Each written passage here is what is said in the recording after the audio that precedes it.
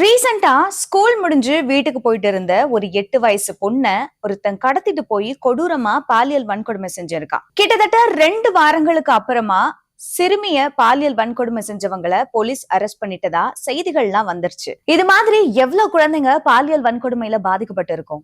குழந்தைகள் பாதுகாப்பு ஆணையம்னு ஒண்ணு இருக்கா என்னன்னே தெரியல. சமூக நல்வாழ்வுத்துறை என்னதான் செய்யுதுன்னு கேள்வி எழுப்பப்படுது. இதுல என்ன கொடுமைனா, சமூக நல்வாழ்வுத்துறையின் கீழே இயங்கக்கூடிய அரசு சேவை இல்லத்திலேயே குழந்தைங்களுக்கு பாலியல் வன்கொடுமை நடந்திருக்கு. இந்த இஷ்யூல காமனா எல்லாருக்கும் தோன்ற விஷயம் என்னன்னா, உடனே அவனை என்கவுண்டர் பண்ணணும், இல்லனா உடனே தூக்குல போடணும் அப்படின்னு தான் தோணும். இது தவிர்க்க முடியாத ஒண்ணு. பாதிக்கப்பட்ட குழந்தைகளுக்கு முறையான மருத்துவ உதவிகள், மன அதிர்ச்சியில இருந்து மீள்றதற்கு முறையான கவுன்சிலிங் வழங்குறது, அவங்க தடையின்றி கல்வி பயில்றதுக்கு வாய்ப்புகளை ஏற்படுத்தி கொடுக்கறது மாதிரியான உதவிகளை செஞ்சு கொடுக்கறது ஒரு நல்ல அரசோட கடமை.